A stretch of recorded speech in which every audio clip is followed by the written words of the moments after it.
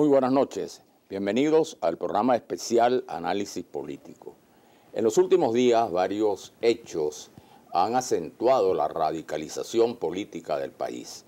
El anuncio formulado por el Vaticano en el sentido de comenzar una gestión de diálogo en Margarita con la presencia del nuncio apostólico de Buenos Aires y otros hechos que han ocurrido, como la jornada de movilización convocada llamada la toma de Venezuela por la Mesa de la Unidad Democrática, la decisión tomada por la Asamblea Nacional que considera que hubo desacato presidencial y la respuesta del presidente de la República en el sentido de reunir al Consejo Superior de Defensa, además de manera ininterrumpida, y luego los actos de calle que han derivado en disturbios en varias regiones del país y ya más recientemente el anuncio de la MUD en el sentido de que mañana se realizará lo que se denomina un paro ciudadano y también que para el 3 de noviembre se prevé una manifestación a Samira Flores,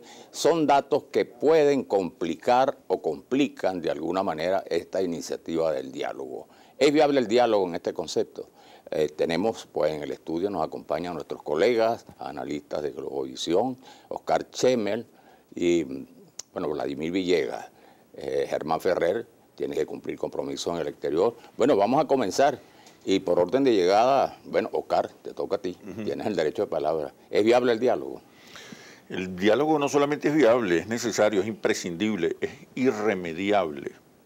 Hay dos fuerzas antagónicas que confrontan y ninguna tiene la capacidad de aplastar a la otra. La oposición es una mayoría electoral importante, pero todavía no se ha convertido en una alternativa, ni ha penetrado en los tejidos sociales, emocionales, subjetivos de la sociedad venezolana. Por el contrario, el chavismo, si bien ya no es mayoría electoral, sigue siendo una fuerza social, simbólica y cultural muy poderosa, que ha penetrado lo que llamamos ese tejido emocional, subjetivo, y además con 18 popular. años en el poder, además, ¿no? Controla el Estado. Importante. El gobierno bolivariano controla el Estado. Tiene una capacidad de movilización de calle todavía apreciable, ¿no? Y de alguna manera se identifica con las banderas fundamentales de los sectores populares que tienen que ver con igualdad, justicia social, inclusión, protagonismo, dignidad y respeto, que son banderas que están instaladas en la cultura nacional popular. Es decir, estamos hablando de dos fuerzas con capacidades similares, con fuerzas similares, que necesariamente necesitan ponerse de acuerdo sobre una visión de país compartida y sobre los espacios y las garantías de que cada uno de esos bandos pueda seguir ocupando sus espacios, sus influencias y tenga capacidad, tenga posibilidades de volver al poder. No, y además para abordar problemas muy graves que están ocurriendo en este momento y que afectan a todos los venezolanos. ¿Tu opinión, Vladimir? Bueno, porque la semana pasada hablábamos, recuerdas, ¿no?, que era diálogo o conflicto. Así es. Bueno, ¿qué cambio ha ocurrido en 8 días? Bueno, tú lo señalabas perfectamente. Tú hacías una síntesis casi que perfecta de lo que está pasando al día de hoy. Creo que el escenario está más o menos claro y coincide con lo que tú has señalado. Ahora, ¿qué pasa? Hay que leer el momento que se vive en Venezuela. En Venezuela se produjo un resultado electoral el 6 de diciembre, un resultado electoral que desalojó al chavismo de su condición de primera fuerza y la oposición... De primera fuerza en el Parlamento. En el Parlamento, pero eso siempre hay que tomarlo en cuenta, pero electoralmente hablando, el chavismo ganó, por ejemplo, en el caso de Caracas, ganó 20 de las 22 parroquias caraqueñas, por ejemplo, ¿no? Ganó las principales capitales del país, ganó ampliamente la Asamblea y la capacidad de movilización es importante. Fíjate lo que pasó el 6 de septiembre. Es decir, eso no se puede negar. Tratar de tapar esa realidad puede llevar a un análisis equivocado de lo que puede pasar en Venezuela. Y me refiero, por ejemplo, al tema del descontento.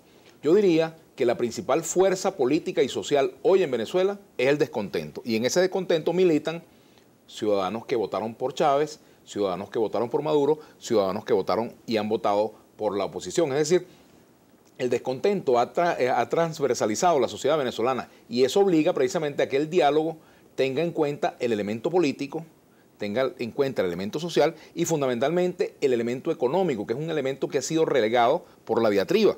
Yo estoy de acuerdo con Oscar en cuanto a que el diálogo es una necesidad inevitable, es una necesidad, digamos, vital para la sociedad venezolana. ¿Por qué? Porque, bueno, el dilema es sencillo. O dialogamos o podemos terminar incluso en Venezuela en una guerra civil. Yo veo en Venezuela la posibilidad de una confrontación como la que nosotros analizábamos la semana pasada. El peligro de la confrontación está presente. Ahora, el DJ en esta fiesta, por decirlo en términos musicales, es el gobierno. El gobierno es el que debe marcar el ritmo, es el que debe poner las condiciones. Por ejemplo, crear esas condiciones para que el diálogo sea creíble. El diálogo debe darse, en mi opinión, tiene que ser un diálogo serio, productivo, creíble. Y no puede ser una consigna para ganar tiempo, porque en este caso, ganar tiempo terminará siendo perder tiempo y hacerle perder tiempo a un país que tiene un proceso de empobrecimiento, que sus trabajadores están en una situación bastante crítica, que se vienen dando aumentos salariales porque la inflación se viene comiendo la capacidad adquisitiva de los trabajadores y que tiene un problema empresarial también muy serio, empresas debilitadas.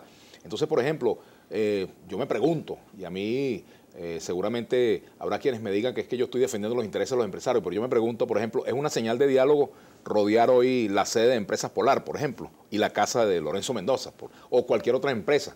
Digamos, ¿por qué más bien no se buscan mecanismos que le den piso real al diálogo?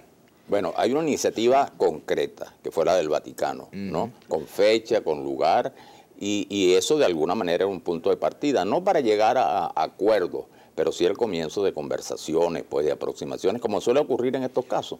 Ahora, no estamos hablando de cualquier instancia, sino el Vaticano, que es una referencia centenaria en materia de mediación. Y allá aparecen las contradicciones de la oposición, guerras, que creo que... Y allí yo creo que es importante destacar, porque quizás este es el primer paso serio que se ha dado en materia de promover el diálogo. Ahora, ¿qué ha pasado que inmediatamente, yo no diría que se ha boicoteado, pero que no se ha entendido la importancia que tiene esta convocatoria del Vaticano, que además esto hay que reforzarlo con el hecho de que el propio Papa, ¿no? Recibió en el Vaticano al presidente Maduro, es decir, y avaló este diálogo, que ya está saliendo, digamos, del escenario convencional de los partidos y las instituciones nacionales, porque hay una declaración hoy que hay que tomar en cuenta y darle la lectura que se le da a esta jugada geopolítica, y es una declaración ya del gobierno ruso, del gobierno de Rusia, donde advierte, primero propone y acentúa la necesidad del diálogo, pero advierte el riesgo que esto tiene en el juego geopolítico mundial. Sí. Es decir, que ahí esto escapa de los actores directos y se convierte en un tema de preocupación con una proyección mucho más grave. Mira, hay algo que dijo Vladimir que yo creo que es interesante atajar. El descontento es una realidad y va a permanecer aún sin Maduro en el poder. Por lo tanto, si no hay acuerdo para gestionar la crisis, el descontento los puede arrasar a los dos. Entonces, el descontento, más que un protagonista, es un contexto, es una realidad que hay que gestionar, que cada uno de los bandos va a tener que gestionar. Por eso la necesidad de el diálogo y sobre todo de la negociación. La negociación es fundamental. Si la oposición insiste en la estrategia insurreccional, porque en ningún país del mundo un partido político gana el Parlamento, un partido político distinto al Ejecutivo, gana el Parlamento y se propone desde el primer día derrocar al gobierno de turno. Obama no tiene mayoría en el Parlamento y así en muchos países. La impopularidad de los presidentes tampoco determina que deban ser derrocados o desplazados.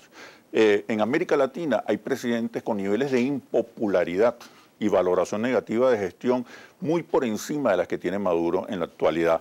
Temer, Bachelet, Santos mismo está por debajo del 20%. Hoy en Venezuela, un tercio del país, aproximadamente en números relativos, respalda la gestión de gobierno, valora positivamente la gestión de gobierno y respalda la permanencia de Maduro en el poder. Creo que hay que hacer pausa. Seguimos, sí, vamos a hacer una pausa, regresamos. Bueno, recordamos que estamos con el análisis político y... Bueno, recuerden que pueden ver esta transmisión a través del canal de YouTube Globovisión en vivo y hacer sus preguntas y comentarios por nuestro chat. Además, también quiero decirle que a través de nuestra página web globovisión.com le invitamos a que nos escuchen también por Globovisión Radio en vivo. Vamos a hacer la pausa y al regreso, bueno, yo voy a hacer unos comentarios con respecto a lo que ha hecho Chemer con la venia de mi amigo maestro Manuel Felipe Sierra. Ya regresamos.